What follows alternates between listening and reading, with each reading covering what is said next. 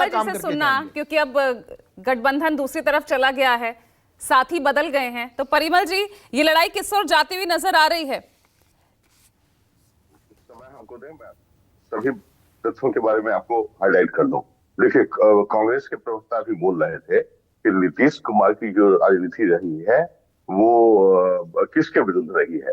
तो नीतीश कुमार जो darkest period of Indian democracy था, जो इमरजेंसी पीरियड था, तो उसके उसके अगेंस्ट छात्र राजनीति के ऊपर रहे हैं। दूसरी बात की बिहार में उन्होंने जंगल राज को हटा के सुशासन स्थापित किया।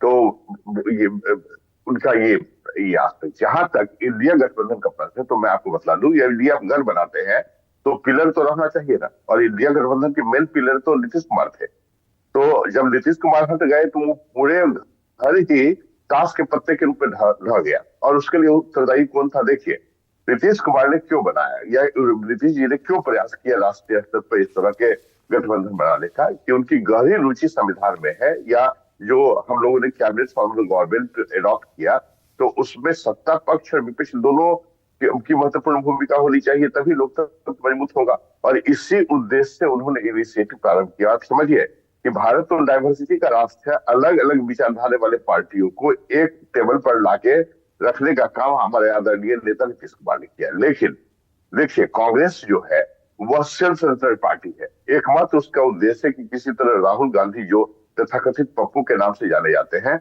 उनको प्रधानमंत्री के रूप में स्थापित करना। तो एक्चुअली सेल्फ सेंटर्ड जो एटीट्यूड कांग्रेस का रहा है, और झूठ भी बोलना।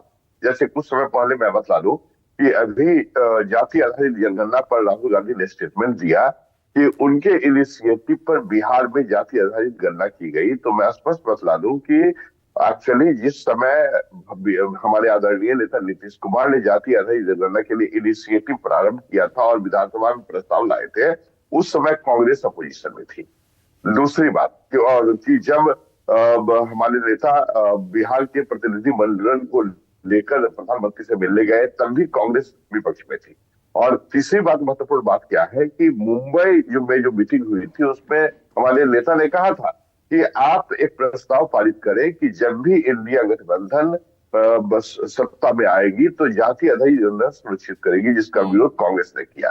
तो ये तो झूठ बोलने वाली पार्टी। और दूसरी बात की, अब तो आपने तो सुना ही होगा कि इनके जो शीर्ष नेतृत्व है राहुल गांधी, उनको ग्राउंड रियलिटी से कोई लेना देना नहीं, उनको समझ भी नहीं है।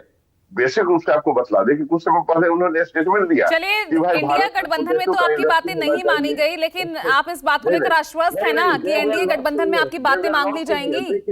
एक्चुअली इंडिया जितनी सीटें आप मांग रहे हैं, नहीं, जो हम लोगों ने अनुभव किया है कि इंडिया गठबंधन सेल्फ सेंटर्ड व्यक्तियों का गठबंधन रह गया। अब तो गठबंधन भी रह गया, नीतीश कुमार के हफ्ते ही वो पिलर ही समाप्त हो गया, तो अपार्टमेंट या घर कैसे रहेगा। दूसरी बात कि इन लोगों ने क्या किया, इन लोगों का प्रयास था कि हम इंडिया गठबंधन के आड़ में परिवारवाद और भ्रष्टाचार को छिपाए।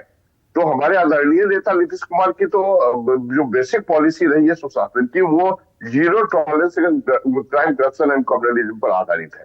तो बेसिक रूप से जो गठबंधन था, अनुल जनुल बात करना, नॉन सीरियस एटीट्यूड। और देखिए ना, कांग्रेस जो चाहती है कि राहुल गांधी को प्रधानमंत्री बनाए, इन्होंने तो एक्सपेरिमेंट कर चुका। 2014 में फ्लॉप हुए, 2019 में सुपर फ्लॉप हुए, उसके बाद भी इनकी अभिलाषा समाप्त नहीं हुई है।